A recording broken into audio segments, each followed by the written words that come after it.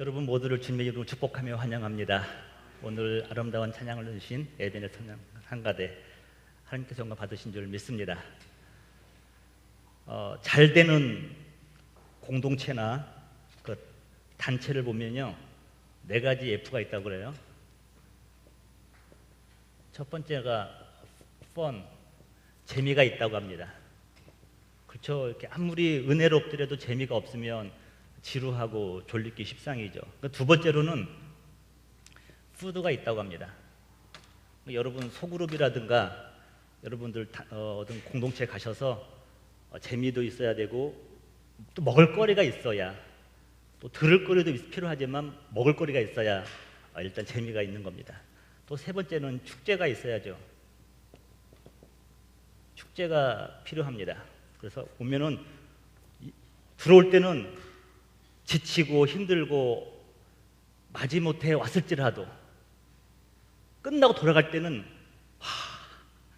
제 얼굴이 어때요? 여러분들도 이렇게 우리 축제는 기쁨이잖아요. 마지막에는 퓨처, 비전이 있어야 되죠. 비전, 꿈이 있어야 되죠. 이게 뭐 이제 교회 소그룹도 가능하고 여러분 직장도 가능하고 가정도 마찬가지죠. 근데 우리가 이제 예배 드릴 때 영적인 4F를 생각해 봤더니 우리 신앙생활을 하면서 하나님 말씀 가운데, 주의 성전 가운데 4F가 넘치고 넘치더라고요. 첫 번째를 보니까 펀이잖아요. 시편 19편 9절 10절을 제가 읽어볼게요. 여호와를 경외하는 도는 정결하여 영원까지 이르고 여호와의 법도 진실하여 다 의로우니 금고 많은 순금보다 더 사모할 것이며 다 같이 꿀과 송이꿀보다 더 달도다. 저는 그 몇 번 경험을 안 해봤어요. 그 성경을 읽다가 출애굽기였나요? 어느 부분에서 딱 깨달음이 왔는데 입에서 단맛이 확 돈 적이 한 번 있었어요. 흔한 건 아니었었어요. 그래서 하나님 말씀에 있는 것이 꿀과 송이꿀보다 더 달도다. 두 번째는 푸드가 있더라고요. 내가 그 생명의 떡이니라. 예수님이 말씀하시는 거예요. 너희 조상들은 광야에서 만나를 먹어도 죽었거니와 이는 하늘에서 내려오는 떡이니, 예수님은 말씀하는 거 생명의 떡을 말하는 거죠. 사람으로 하여금 먹고 죽지 아니하는 게 하는 것이니라 라고 말씀하고 있습니다. 또 페스티벌이 있죠. 여러분 성경에 보면 우리 에스더가 있는데 에스더 책의 별명이 축제의 책이에요. 축제. 또 다른 말로 하면 잔치의 책이에요. 에스더는 그래요. 에스더에 보면 불임절이라고 나옵니다. 불임절.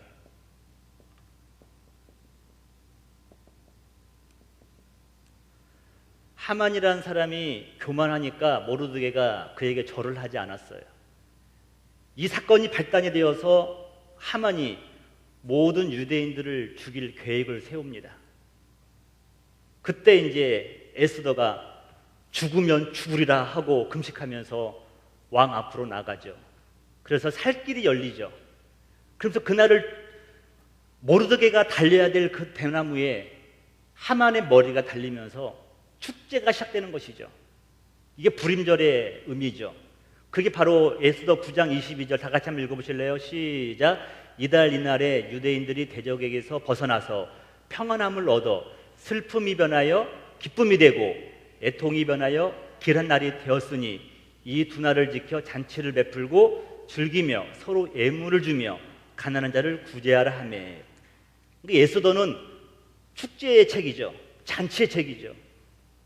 여러분 우울하신 분들 에스더 읽어보면 되죠. 하나님께서 어떻게 슬픔이 변하여 기쁨이 되게 하셨는가, 애통이 변하여서 어떻게 길한 날이 되게 하셨는가를 볼 수가 있는 겁니다. 마지막으로 하나님 말씀 안에서는 우리 신앙생활에는 퓨처가 있잖아요. 퓨처. 그게 뭐냐면 베드로후서 3장 13절입니다. 다 같이 시작. 우리는 그 약속대로 의가 있는 곳인 새 하늘과 새 땅을 바라보도다. 아멘.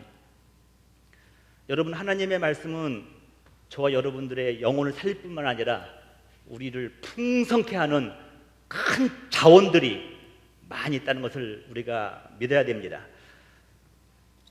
여러분, 하나님 말씀이 얼마나 달고 오묘한지 한번 맛을 한번 보기를 원하십니까? 하나님의 말씀은 한치도 오차도 없이 전부 다 우리에게 이루어지는 건데, 이 뭐 같아요? 이게 이제 이스라엘의 역사예요. 여러분, 분간 공부 9시에 성경 공부를 이제 주일학교 예배를 시작하면 9시 30분에 이제 예배가 마치고 30분간 공간 공부를 하는데, 이동하다 보니까 한 31분 걸려요. 몇 시라고요? 9시 31분. BC 931년에 왕국이 분열됩니다. 분반 공부를 하잖아요. 몇 시라고요? 9시 31분. 여러분 잊어버리지 않을 것 같아요. 이게 이제 이스라엘이 분열됩니다. 분열 왕국이 돼요. 북이스라엘과 남유다로 되죠. 여로보암 누가복음 쭉 갑니다. 그런데 여기는 10개의 지파가 모여요. 여긴 2개의 지파예요. 민주주의 원칙에 의하면 북이스라엘이 센데, 하나님 보시기에 정통성은 남유다가 가지고 있는 거예요. 남유다. 유다 백성이 있기 때문에. 그래서 여기는 북이스라엘은 BC 722년에 아수르에게 멸망합니다. 722년에 아수르에게 멸망하고, 남유다는 좀 더 가다가 3차에 걸쳐서 바벨론에게 멸망하는데, 1차 멸망은 BC 622년이에요. 2차 멸망은 BC 598년이에요. 3차 멸망은 586년이에요.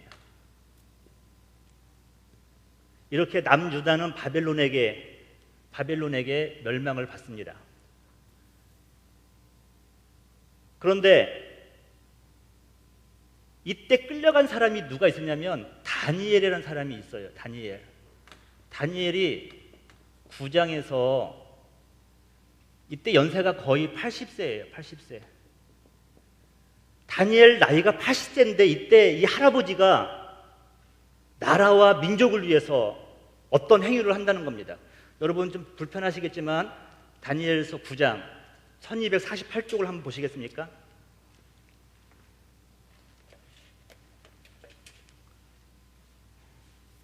다니엘이 기도를 하는데 하나님 말씀 읽다가 놀라운 사실을 깨닫게 되는 거예요. 일단 예를 들어서 여러분, 왕은 참 놀라운 하나님 역사가 뭐냐면 왕은 바뀌어요. 왕조는 무너지는데 총리되는 다니엘은 3대에 걸쳐서 여전히 건실합니다. 이 벳사살이라고 하는 왕이 느부갓네살 아들이죠. 벳사살이 교만하여서 성전 집기로 술을 마시다가 하나님 앞에 이제 죽임을 이제 암살당하죠. 이런 시절에 그 다리오 왕이라는 사람이 또 이제 등장하게 되는데, 이때 다니엘이 서책을 읽다가 어떤 책이냐면 에레미야서를 읽은 거예요. 에레미야서를 읽다가 놀라운 사실을 발견합니다. 9장 1절 읽어볼게요. 메대 족속 아하수에로의 아들 다리오가 갈대아 나라 왕으로 세움을 받던 첫 해에 그 통치 원년에 나 다니엘이 책을 통해 책동그라미 치시고 에레미야예요. 여호와께서 말씀으로 선지자 에레미야에게 알려주신 그 연수를 깨달았으니 곧 예루살렘의 황폐함이 70년 만에 그칠 하신지라. 에레미야가 늘 죽기 전에 무슨 예언을 하냐면 너희들이 회개하지 않으면 바벨론으로 끌려간다는 거예요. 이게 아마 느낌에 이 정도 될 것 같아요. 이 정도요. 이 정도쯤에 에레미야가 이때 예언을 하는데, 회개하라. 니네 회개하지 않으면 하나님께서 너희를 멸망시키고 바벨론 포로로 끌려갈 것이라는 겁니다. 귀등으로 듣죠. 근데 놀라운 것은 이때 에레미야가 하나님 말씀 들어서 너희들이 끌려가지만 70년 만에 70년 후에 회복될 것을 말씀하고 있죠. 여러분, 이 시기에 써졌던 수많은 이사야라든가 어떤 예언서를 보면요, 내용이 뭐냐면 회개하라. 그렇지 않으면 너희 멸망할 것이라는 거죠. 회개하라, 멸망하라. 근데 이 회개의 메시지는 항상 뭐가 오냐면 회복을 전제로 하고 있다는 겁니다. 그러나 너희가 끌려간 다음에 돌아올 것이다.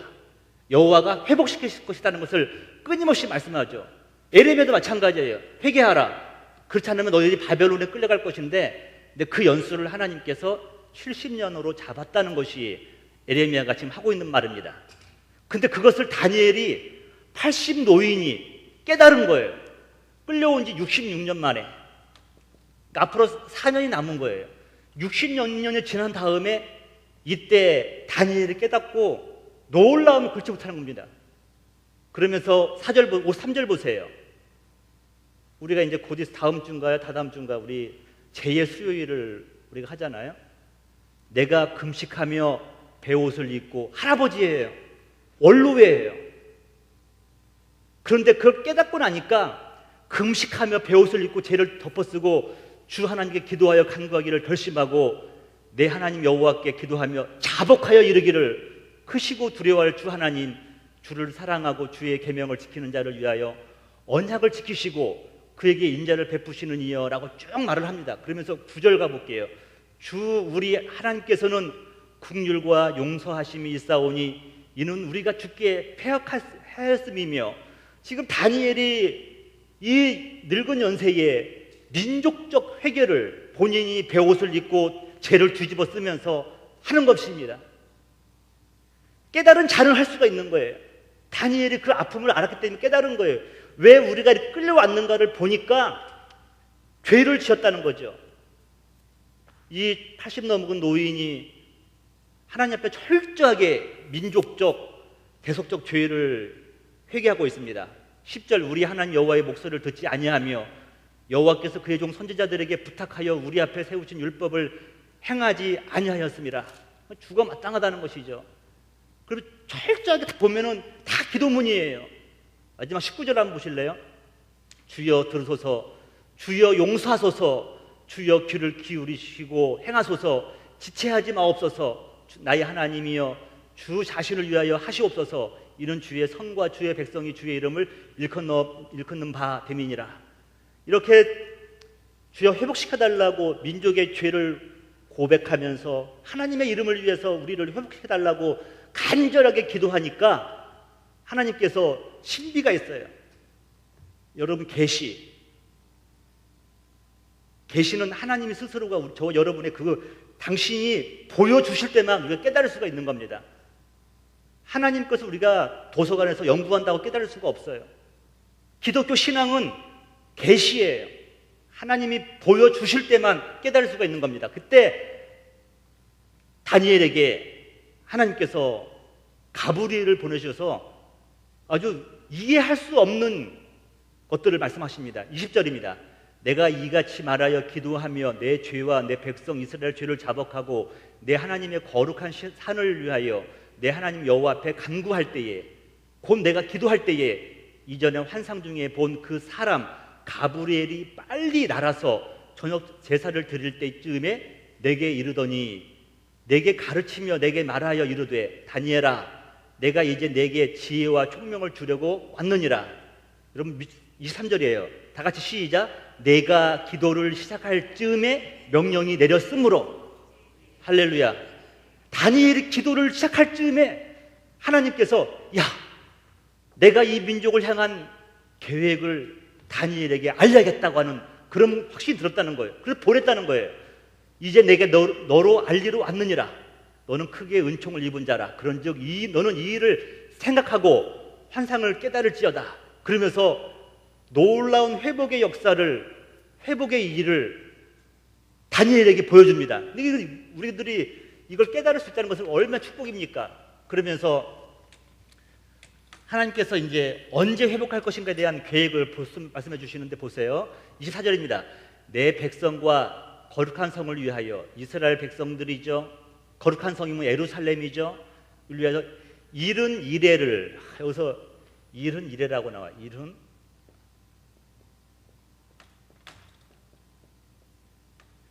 근데 제가 이레라는 단어에 줄을 쳤어요.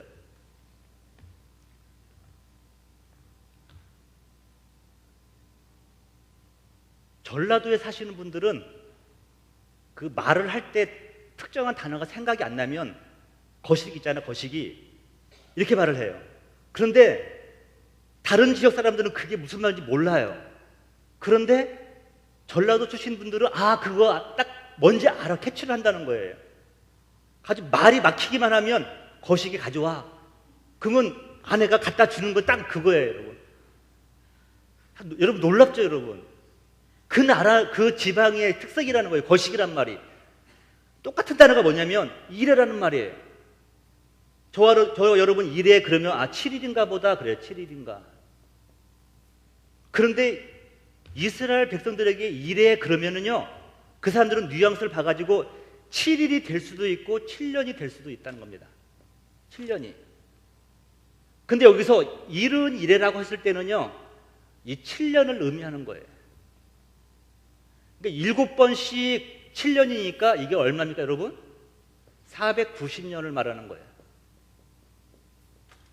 그런데 이 하나님께서 이스라엘을 언제 회복시킬 것인가에 대한 답변을 주는데 일은 이래를 잡았다라고 말씀하고 있습니다. 다니엘에게 주시는 말씀이에요. 그런데 놀라운 게 뭐냐면 여기서 성경을 보면서 할게요. 자, 24절입니다. 내 백성과 거룩한 성을 위하여 일은 이래를 기한으로 정하였나니, 자, 밑줄 그으세요.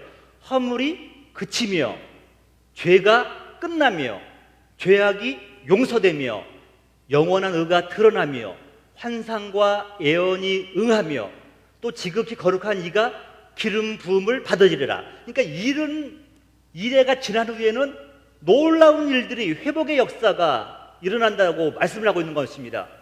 우리가 이 정도 보면은 이게 무슨 말인가 잘 이해가 안 가요. 자, 그러므로 25절입니다. 그러므로 너는 깨달아 알지니라. 예루살렘을 증건하라는 영이 날 때부터 3차에 걸쳐서 멸망을 했지만 70년 전에 1차 귀환이 있는데요. 536년입니다. 이때는 스룹바벨과 함께 와가지고 성전을 재건해요. 두 번째 귀환은 BC죠, 다 458년입니다. 이때는 에스라가 와가지고 심령 대부흥을 일으킵니다. 3차 귀환은 언제냐면 444년이에요. 이때는 느헤미야가 와가지고 성벽을 재건해요.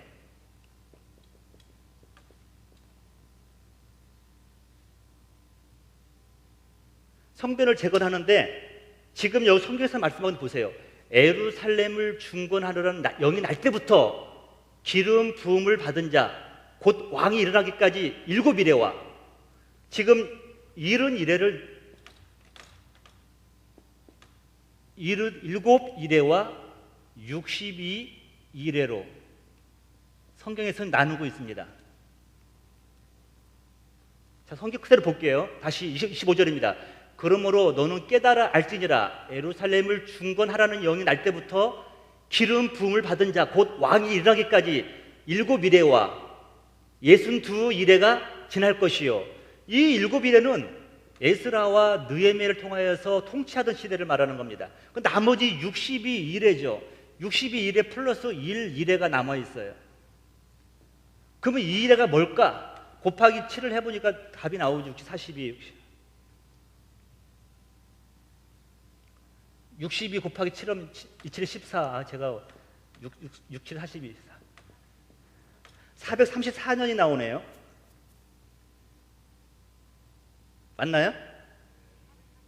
자, 그럼 또 풀어보겠습니다. 자, 기름 부받은 자 7이레와 62이레가 지날 것이요. 곤란한 동안에 성이 중건되어 광장 거리가 세워질 것이며, 그러니까 회복되는 역사가 434년이 더 필요하다는 겁니다. 그러니까 지금 성벽 재건을 하라고 한 것부터 몇 일이냐면 62일에가 지난 다음에 무슨 일이 있을 것이냐, 무슨 일이 있을 것이냐가 24절에 있는 것이죠. 자, 26절입니다. 예순두 일의 후에 기름 부음을 받은 자가 끊어져 없을 것이며, 그러니까 434년이 지난 후에, 이때를 끊어진 후에 기름 부음 받은 자가 끊어질 것이며 말을 하면서 계속해서 예언을 하고 있죠. 예순두 일의 후에 기름 부음을 받은 자가 끊어져 없어질 것이며 장차 한 왕의 백성이 와서 그 성읍과 성소를 무너뜨리려니와 그의 마지막은 홍수에 휩쓸린 같이 일 것이며 또 그의 끝까지 전쟁이 있으리니 황폐할 것이 작정되었느니라 라고 말씀하고 있습니다.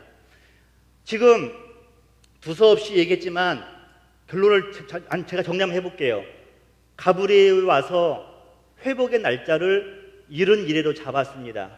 490년이에요. 그런데 7일회와 62일회를 나누면서 에스라와 느헤미야가 통치하는 시기와 그 성전 재건을 명령하는 때부터 62일회가 지난 후에 어떠한 일이 일어날 것인가를 보면서 이 사건이 지금 철저하게, 지금은 겉으로 보면은 다니엘이 기도한 건 뭐냐면은 하나님, 우리 민족이 언제 회복되어서 언제 돌아옵니까?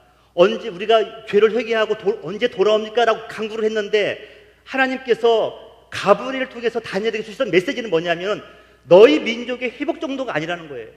회복 정도가 아니라 내가 놀라운 사실을 하나 계획하고 있는데 그걸 너한테 보여주겠다는 겁니다. 그게 바로 24절이에요. 내 백성과 거룩한 성을 위하여 이런 일을 기한으로 정하였나니 허물이 그치며, 여러분 허물이 언제 그쳐요? 감히 누가 전 인류의 허물을 그치게 할 수가 있겠습니까? 죄가 끝나며, 죄가 언제 끝납니까? 죄악이 용서되며 영원한 의가 드러나며 환상과 예언이 응하며, 밑줄을 그으세요. 지극히 거룩한 이가 기름을 부음 받으리라. 할렐루야. 여러분 감 잡히세요? 지금 이게요? 다니엘은 자기 민족을 위해서, 회복을 위해서 죄를 뒤집어 쓰고 베옷을 입고 기도하는데 하나님께서 가브리엘에게 보여주시는 환상은 뭐냐면 장차 이른 일의 후에 어떠한 일이 일어날 것인가? 너희 민족 회복 정도가 아니야. 인류가 회복될 건데 죄가 멈추며 모든 민족이 회복될 것을 말하는데 바로 예수 그리스도를 통하여서 인류가 회복될 것을 말씀해주고 있는 것입니다. 믿으십니까? 성경 그대로 제가 해석을 해보는 거예요. 그럼 27절입니다. 한 일회가 남았는데, 한 일회가 7년이잖아. 7년이 남았습니다. 한 일회가 남았는데 장차 많은 사람들과 더불어 한 일회 동안의 언약을 굳게 맺고 그가 일회의 절반의 제사와 예물을 금지할 것이며 또 포악하여 가증한 것이 날개 의지하여 설 것이라. 7년 중에서 반 일회가 얼마예요? 3년 반이죠.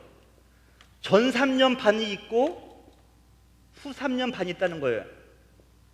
전 3년 반에는 겉으로는 좋은 나이스한 통치를 합니다. 니들이 예배 드리고 싶으면 예배 드려 허락합니다. 그런데 이 후 3년 반에는 예배하는 걸 다 금지하면서 마지막에 막 자기들이 막 드러나는 것이죠. 이게 바로 이제 26절, 27절에 보는 거지. 이 부분은 마지막 한 일에는 아직도 이제 어떤 분들은 진행되고 있다고 말을 하기도 하고 끝났다고 말을 하고 있는 것이죠. 그러면서 느낀 게 뭐냐면 구약이든 신약이든 우리는 어딜 통하여서든지 간에 하나님이 하시고자 하는 메시지는 뭐냐면 예수 그리스도를 통하여서 인류를 구원하실 그런 계획을 가지고 계시다는 것을 여러분 믿으시기 바랍니다. 하나님의 계획은 단순했어요. 딱 이거예요. 어떻게 내가 인류 역사를 통하여서 인류를 구원할 것인가, 그걸 말씀하고 있는 것입니다. 어쩌다가 제가 이렇게 설명을 길게 해가지고, 자, 우리 여기 14페이지 한번 중간으로 오시면요, 성막의 의미에 대해서 말씀을 하고 있죠. 여러분들 이렇게 말씀이 깨달으면 재미있다, 황금빛 내 인생만 재밌는 게 아니라, 황금빛 내 인생 재밌어요? 하나님 말씀도 우리가 깊이 파고들면 송이꿀보다도 달다잖아요. 다니엘은 자기 민족의 회복을 위해서 눈물로 그 늙은 분이, 늙은이도 아니에요, 늙은 분께서 죄를 뒤집어서 기도했는데 하나님의 응답은요, 예수 그리스도를 통하여서 어떻게 인류를 회복할 것인가, 그걸 말씀해 주고 계시는 거죠. 성막의 의미 복습 한번 해보는 겁니다. 임마누엘의 현현이라고 했죠.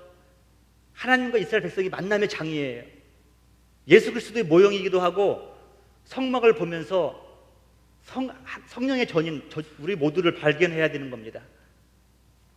오늘은 성막의 울타리인데 여러분 제가 그림을 한번 그려봤죠. 전체 성막의 모형이 하나 있고 옆에 울타리가 있습니다. 구절을 볼게요. 너는 성막의 뜰을 만들지니 남쪽을 향하여 뜰 남쪽에 너비가 100규빗의 세마포 휘장을 쳐서 그 한쪽을 당하게 할지니라고 말씀하고 있습니다. 먼저 성막의 울타리는 흰 세마포죠. 흰 세마포로 만들려고 흰 세마포. 제가 글씨를 크게 쓰는 이유는 우리 전도사님이 안 보인다고 크게 해달라고 해서 크게 하는 겁니다. 흰 세마포로 한다는 것이죠. 그리고 남쪽과 북쪽 이제 100규빗 약 50m, 50규빗은 약 25m. 그러니까 50m, 25m. 그렇게 크지 않은 그런 성막이죠. 그렇다면 하나님께서는 왜 이 흰 세마포로 만들려고 했을 것인가? 이 흰 세마포의 영적인 의미가 많이 있다는 겁니다. 첫 번째로 하얀 세마포는 하나님의 완전한 의를 상징하고 있다는 거죠. 하나님의 의도가 그거예요. 이게 이제 문이라고 한다면 여기 이제 번제단 지나서 두몽 지나고 이제 지성소와 성소가 있겠죠. 백성이 어디서 바라보든지 간에 뭐가 보입니까? 흰 세마포만 보여요. 이방인의 뜰에서 사람들이 관심 있는 건 뭐냐면 이 성막이 크네 작네 보여요. 사람이 몇 명 모이냐 안 모이냐 관심이 그거예요. 사람들의 관심, 밖에서 보는 사람들은 얘네들이 뭐를 하고 있는지 자꾸 보는 거예요. 여러분 쇼윈도에 지나가다 보면 멋진 마네킹이 옷을 입고 있습니다. 근데 옷을 입고 있는데 그 마네킹 옆에 초라한 자기의 모습이 비치잖아요. 이렇게요. 그러면 자기도 모르게 그 마네킹과 아름다움에 반혹되어서 자기 더 상대적으로 초라해지니까 그걸 사입고 싶은 생각이 들 수도 있잖아요. 근데 이건 그것이 아니에요. 동서남북 어디서 보든지 간에 흰 세마포만 보이는 겁니다. 이방인의 뜰에서 하나님께서 의도하신 것은 성전을 바라볼 때, 성막을 바라볼 때 자기 모습도 아니에요. 얼마나 크냐는 것도 아니에요. 몇 명 모이냐는 것도 아니에요. 이 보면서 하나님의 의가 보여야 되는 겁니다. 믿으십니까? 하나님께서 굳이 세마포로 만든 이유는 뭐냐면 하나님의 의만 보라는 거예요. 자기 모습도 아니에요. 하나님의 의를 보라고 하는 거죠. 이게 하나님이 계획하신 겁니다. 하나님의 의가 뭡니까? 제가 계속 설명하잖아요. 오르심이 뭡니까? 로마서 1장 1절 보면은 예수 그리스도의 종 바울은 사도로 부르심을 받아 제가 밀쳐놨죠. 하나님의 복음을 위하여 택정함을 입었으니 하나님의 데오스의 복음이죠. 어떤 거 보면 예수 그리스도의 복음이라는 말이 많이 나오는데 사도 바울이 로마서에서는 하나님의 복음으로 하고요. 이 하나님의 복음이라는 것이 하나님의 의라는 말과 같은 거예요. 다른 말로 왜 굳이 예수 그리스도의 복음, 십자가의 복음, 무슨 복음 많이 있는데 사도 바울이 하나님의 복음이라 단어를 썼을까? 그건 하나님의 의를 가장 잘 드러낸다고 말씀하고 있습니다. 하나님의 의. 이 하나님의 의는 이거예요. 제 아들이 어렸을 때 애들이 좀 이렇게 어떤 이렇게 특정한 공간에 들어가는 걸 좋아하는데 옷장 위에다 애를 올려놓으면 너무너무 얘가 좋아해요. 막 활짝 뛰면서. 이제 장난 삼아서 내려올 때쯤 됐으면은 제가 이렇게 손을 벌려서 내려오라고 합니다. 그럼 손을 벌리는데 걔가 제 손을 잡아요. 근데 그 의도적으로 제가 손을 안 잡아봤어요. 그때 얘가 뛰어내리질 않는 거예요. 그러면서 하는 말이 뭐냐면 아빠가 잡으라는 거예요. 네가 잡어. 아니래. 아빠가 잡으래요. 네가 옳다 그런 거예요. 여러분 하나님의 의라고 하는 건 뭐냐면요. 내가 하나님을 붙들었다 생각해 봅시다. 내가 힘이 있는 한, 내가 자랑할 것이 있고 내 의가 있는 한은 붙들고 있을 수가 있어요. 잠시예요. 힘 빠지면 떨어지는 거예요. 그런데 아버지가 잡으면은 자기가 힘이 빠지더라도 자기는 떨어지지 않는다는 거예요. 이게 바로 하나님이가 그겁니다. 하나님이 우리를 붙드시기 때문에 때로는 우리가 놓쳐도 결코 떨어지지 않는다는 것이 하나님의 의인 줄 믿으시기 바랍니다. 그래서 사도 바울은 하나님이 복음이라고 한 거예요. 하나님이 포기하지만 않으면 된다는 거예요. 이 복음이 금주 주일 3부 예배 또 설교 나갈 것 같아요. 중요하니까요. 이게 하나님 복음이죠. 로마서 4장 5절입니다. 자, 일을 아니할지라도, 그 다음에 여러분 가로 한번 쳐보세요. 경건하지 아니한 자를 의롭게 하시는 일을, 여기까지 한번 가로 한번 쳐보세요. 그럼 가로를 뺀 다음에 한번 읽어볼게요. 일을 아니할지라도 믿는 자에게는 그의 믿음을 의로 여기시나니. 그러니까 여러분 지금 로마서 4장 5절에서 말씀하기를 일을 아니할지라도 믿는 자에게는 그의 믿음을 의로 여기시나니. 그러니까 믿음이면 된다는 거죠. 근데 그 하나님이 누구냐? 경건하지 아니한 자를 의롭다 하시는 이라는 겁니다. 갈라디아서 1장 7절이에요. 다른 복음 없나? 다른 복음 밑줄을 한번 그어보세요. 갈라디아 교회에 할례를 받아야 구원을 얻는다. 율법을 지켜야 구원 얻는다. 이런 사람들이 막 유대인들 중에서 개종을 했는데 유대교를 벗어나지 못한 사람들이 주장을 하는 겁니다. 사도 바울이 말을 하는 거죠. 할례의 의미는 행위를 말하는 거죠. 웍스니까 일이죠, 일. 예? 율법도 마찬가지로 율법을 지켜야 하는 사람이 된다는 거죠. 사도 바울이 딱 한마디로 말합니다. 갈라디아 1장 7절 시작. 다른 복음은 없나니 다만 어떤 사람이 너희를 교란하여 그리스도의 복음을 변하게 하려 함이라. 8절. 그러나 우리나 혹은 하늘로부터 온 천사라도 우리가 너희에게 전한 복음 이외에 다른 복음을 전하면 저주를 받을지니라. 다른 복음은 이거예요. 복음에다가, 하나님의 복음에다가 그래도 선교비는 내야지. 그래도 봉사는 해야지. 그래도 뭐는 좀 착한 일은 해야지. 이걸 더하는 것이 다른 복음이라고 사도 바울은 말하는 것입니다. 철저하게 하나님의 의, 하나님이 붙들었기 때문에 더 이상 놓치지 않는다는 것이 하나님의 의인데, 여기다가 플러스 알파 하는 것들, 할례를 행해야 된다, 율법을 더해야 된다, 이것을 사도 바울은 다른 복음으로 말씀을 하고 있는 것입니다. 여러분 알게 모르게 제가 이렇게 저도 유혹이 오더라고요. 율법적으로 설교를 하면 헌금을 좀 더 할 것 같아요. 율법적으로 설교를 하면은 더 줄성수를 잘할 것 같아요. 그런 유혹이 와요. 근데 그 유혹으로 저는 끝났어요. 왜냐하면 복음은 그렇지가 않아요. 복음은 철저하게 율법이 아니라 하나님의 의, 하나님의 복음이기 때문에 우리는 거기에 그냥 믿기만 하면 되는 거지, 우리가 할 수 있는 건 아무것도 없어요. 이걸로만 끝나면 얼마나 좋을까만 또 후반부에 다른 게 또 나오겠죠. 자, 보겠습니다.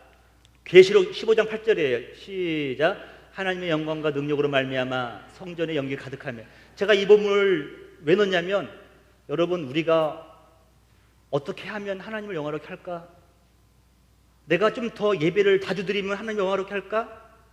아니에요. 하나님은 스스로 자기 성전을 영화롭게 하시는 분인 줄 믿으시기 바랍니다. 그 성경을 하고 있는 거예요. 하나님의 영광과 능력으로 말미암아 성전의 연기 가득하며. 인간의 아름다운 예배가 아니라는 거죠. 하나님이 능력을 했다는 것이죠. 팀 켈러 얘기는 다음에 하는 걸 넘어가고요. 두 번째 신세마포는 성도의 행실이라는 건데, 성도의 행실, 이 부분이죠. 이걸 설명하면 될 것 같습니다, 여러분.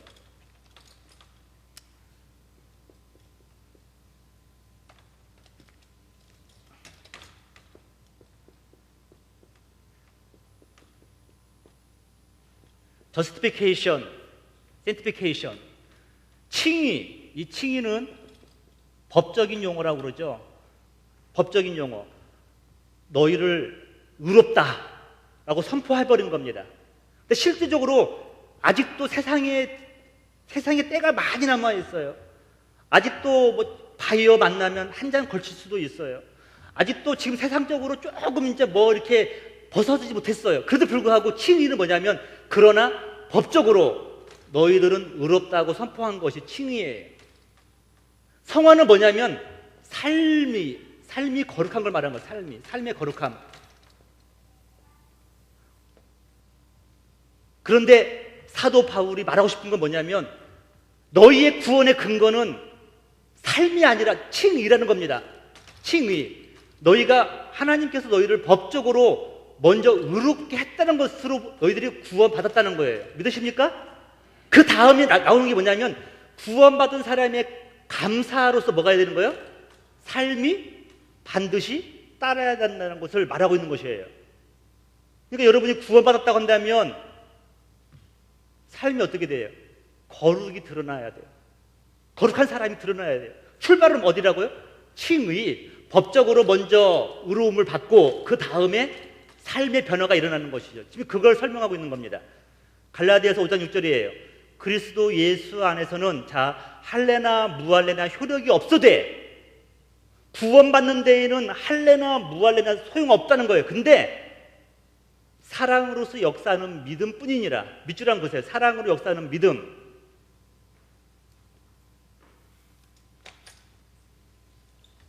구원받는 데에는 믿음인데 사랑으로 역사하는 믿음이에요. 사랑으로 역사하는 믿음.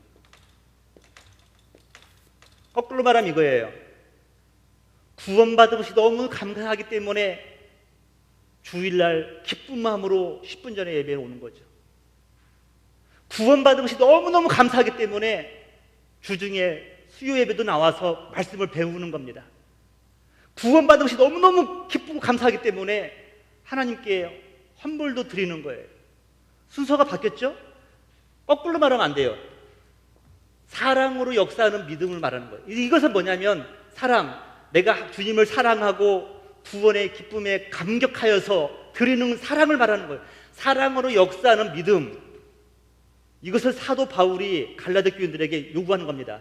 너희들이 칭의로 구원받았지만 그걸로 끝나는 것이 아니라 사랑으로 역사하는 믿음으로 더 봉사하고 구제하고 섬기고 나가라고 말씀하고 있는 것입니다. 사랑으로 역사하는 믿음이에요. 사랑의 행위를 통하여 증명되는 믿음입니다. 내 믿음이, 내 칭의가 내가 구원받은 것을 뭘로 증명할 수 있습니까? 사랑으로 역사하는 믿음으로 가능하다는 거예요. 믿음이 단순한 믿음이 아니라 기꺼이 주님의 영광을 위해서 감격하여서 드리는 삶을 사도 바울이 지금 말을 하고 있는 것이죠. 그래서 제가 한번 정리를 해봤어요. 사랑의 섬김이 구원의 조건은 아니지만 사랑의 섬김은 구원받은 성도의 열매이다. 믿으십니까? 그래서 같이 가는 거예요. 같이 가는 거예요. 칭의와 성화는 같이 가는 것이죠. 동시에 역사되기도 하는 것이죠. 성도의 옳은 행실은 무엇인가? 첫 번째, 여러분, 그렇다고 한다면 계시록 19장 8절이에요. 그에게 빛나고 깨끗한 세마포 옷을 입도록 허락하였으니 이 세마포 옷은 성도들의 옳은 행실이로다. 그럼 성도의 옳은 행실은 무엇일까? 첫 번째가 예수 그리스도를 구세주로 영접하는 거예요. 여러분들이 지금까지 가장 잘한 것 중에 하나가 뭐냐면 가장 잘한 것이 이거예요. 예수를 영접한 것이 여러분의 가장 위대하다는 것을 믿으시기 바랍니다. 이게 가장 잘한 거예요, 여러분. 여러분이 옳은 행실 중에 가장 잘한 것이 예수님을 믿는다는 거예요.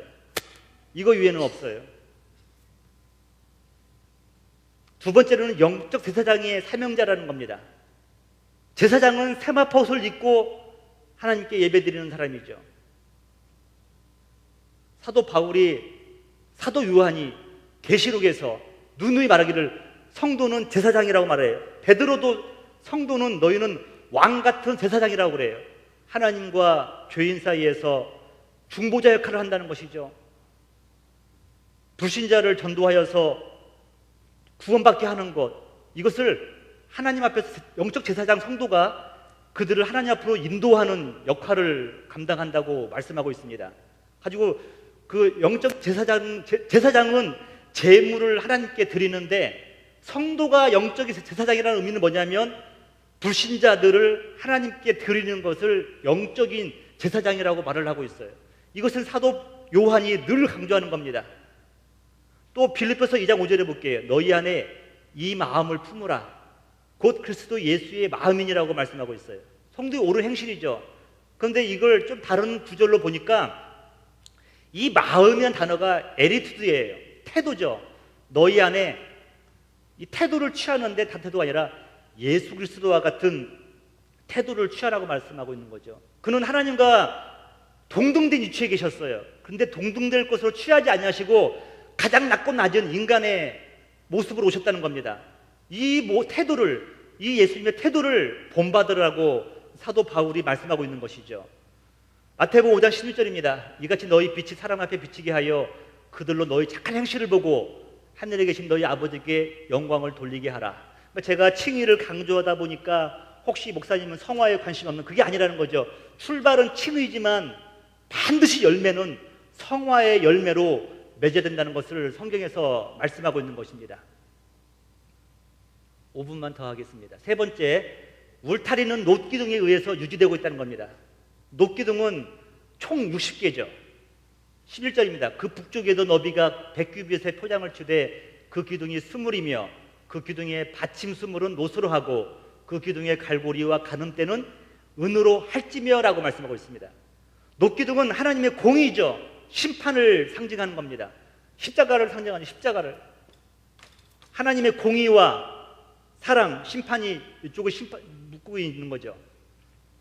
네 번째는 그 기둥의 갈고리와 가늠대는 은으로 하라고 말씀했습니다. 여러분, 지금 제가 자세히 못하지만 성막의 모든 도구 하나하나, 받침대까지, 기둥까지, 천 하나, 실 하나, 청색, 자색, 홍색, 백색, 모든 실 하나하나가 전부 다 예수 그리스도의 요소를 품고 있는 것이죠.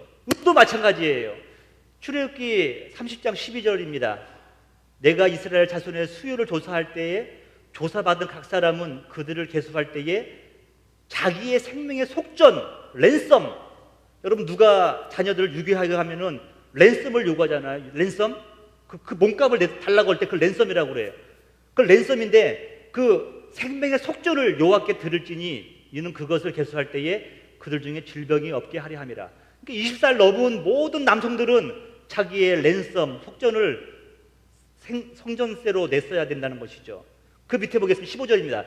너희의 생명을 대속하기 위하여 여호와께 드릴 때에 부자라고 반세겔에서 더 내지도 말고 가난한 자라고 해서 덜 내지도 말며, 이 은 반세겔 속전, 여호와 앞에서 내가 죄인이었지만 내가 은혜로 살았다고 하는 그 속전 낼 때는 부자라고 더 내지도 말고 가난하다고 덜 내지도 말라는 겁니다. 이것은 생명값이라는 거예요. 똑같다는 거예요. 모든 생명은 부자나 가난한 자나 똑같다고 지금 말씀하고 있는 것입니다. 여기서 나온 단어가 구속이죠. 구속하다, 값을 치르고 사다, 대신 갚아주다고 하는 의미가 있습니다. 룻기, 여러분 좋아하는 룻기 보면 2장 20절 후반부에 보면 나오미가 또 그에게 이르되 그 사람은 우리와 가까우니 우리 기업을 물을 자. 여러분, 우리 기업을 물을 자를 딱 그은 다음에 리드머죠. 리디머, 구속자죠. 구원자. 킨스맨, 친족중, 혈족 중에 구원자라고 하는 의미죠. 이게 갈고리를 은으로 만들었다는 것입니다.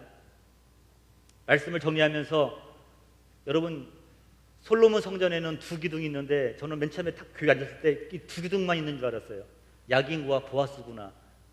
여기서 보니까 많더라고, 이렇게요. 앞에서 보니까 두 개만 보여요. 야긴과 보아스. 그가 세우셨다. 그에게 능력 있다. 네? 두 기둥이 받치고 있잖아요. 네? 마지막 18장입니다. 이스라엘 백성들은 바로 이 두 기둥 사이에 있다면 세상의 어려움이 몰려와도 절대적으로 안전하다고 믿었습니다. 그래서 이 두 기둥은 영적으로는 말씀과 성령의 능력을 의미하는 것입니다. 제가 좋아하는 로전스 목사님 말씀하는 거죠. 논리의 불을 지펴라. 하나님의 말씀만 배우고 성령의 능력을 구하지 않으면 사람이 냉철해지면서 판단을 하기 쉬워요. 근데 논리에 파이어 온 더 라지, 네 논리에다가 불을 지펴라. 성령의 불을 더해라. 하나님 말씀을 든 다음에 성령의 임재로 말미암아 그 말씀이 살아 움직인다는 것이죠. 저와 여러분에게는 말씀의 능력과 성령의 능력이 어우러져서 여러분, 하나님이 기뻐하시는 자녀로서 살아가시기를 주님의 이름으로 축복합니다. 사도 바울이 말년에 로마 감옥에서 고독의 시간을 보내고 있어요. 저는 고독이라고 봐요. 고독과 외로움은 틀려요.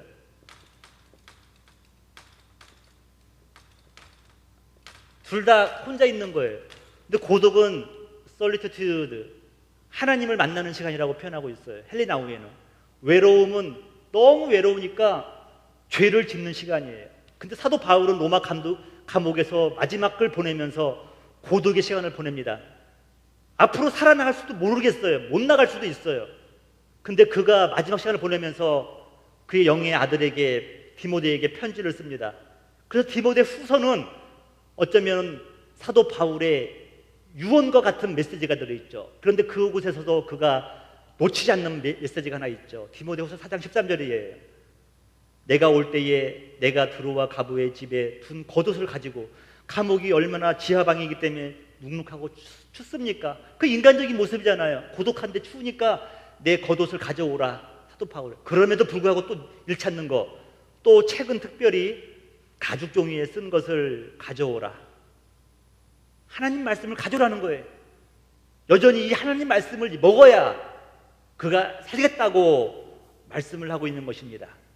여러분, 오늘 저와 여러분들이 이제 기도할 때 성령의 능력을 구하지만, 그러나 또 말씀을 들었으니까 이 말씀 위에 성령의 불을 지펴서 여러분 돌아가셔서 가정에서, 사업장에서, 또 자녀들 앞에서 여러분 하나님 앞에 귀 쓰임 받는 종들 되시기를 주님의 이름으로 축복합니다.